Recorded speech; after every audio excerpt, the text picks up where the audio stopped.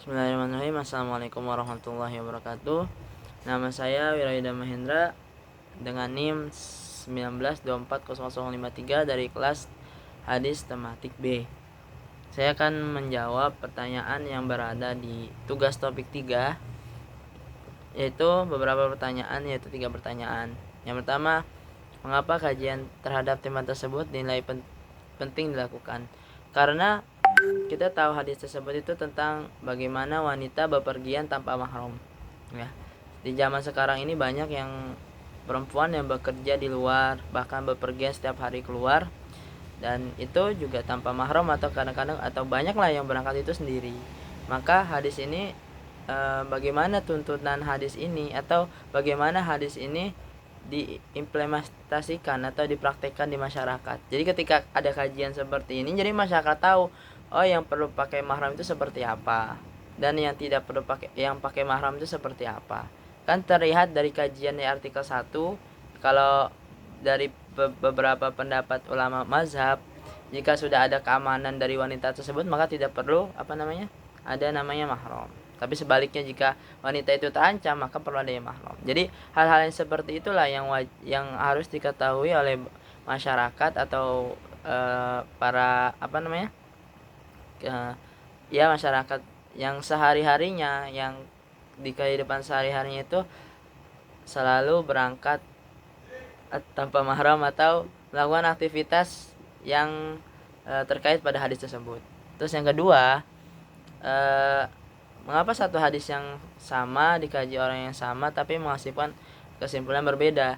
Karena hadis atau artikel pertama itu lebih membahas bagaimana para ulama mazhab, para ulama ilmu hadis, para ulama yang pakar dalam hadis itu mengimplementasikan hadis itu seperti apa.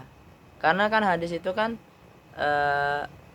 terucap ketika Rasulullah masih hidup, dan ketika sekarang zaman itu semakin berkembang, maka perlu pemahaman yang kontemporer untuk menafsirkan hadis tersebut, bagaimana cara mengimplementasikan yang benar-benar sesuai dengan maksudnya gitu.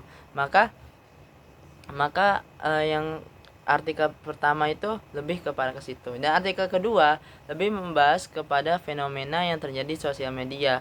Kita tahu bahwa di Instagram khususnya itu banyak meme bertebaran yang menggambarkan hadis tentang bepergian tanpa mahram, wanita yang bepergian tanpa mahram, dan dijelaskan itu secara tekstual, dalam artian tidak lebih kepada yang lafaz terdapat pada meme itu. Jadi tidak dijelaskan secara maknanya apa, mungkin syarah hadisnya apa, sehingga menimbulkan kesalahpahaman dari yang pembaca. Maka jelas dari dua artikel itu atau dari hadis yang sama menghasilkan kesimpulan berbeda. Kesimpulan yang pertama itu kesimpulan mengenai cara mengimplementasikan hadis secara benar menurut para ahli hadis dan para imam mazhab. Yang kedua adalah fenomena yang terjadi di sosial media. Jadi itu. Yang ketiga, jadi yang ketiga yang perlu melakukan kajian lanjutan adalah bagaimana caranya kita bisa mungkin mengajak masyarakat menjelaskan hadis itu secara sesuai dengan maksudnya. Artinya bagaimana sih, kan sekarang ada banyak hadis yang bertebaran tapi tidak kontekstual, tidak sesuai dengan apa yang dimaksudkan. Dan mungkin kajian selanjutnya adalah bagaimana caranya kita bisa mengimplementasikan hadis atau mempraktekkan hadis itu sesuai dengan maksudnya, sesuai dengan makosidnya, tapi juga bisa kita share atau kita bagikan di sosial media, sehingga ketika ada orang yang membacanya tidak menilainya itu secara tekstual. Jadi ada syarahnya mungkin, atau ada bagaimana mekanisme agar masyarakat itu tersampaikan makna hadis yang sebenarnya. Mungkin itu saja yang saya bisa sampaikan. Assalamualaikum warahmatullahi wabarakatuh.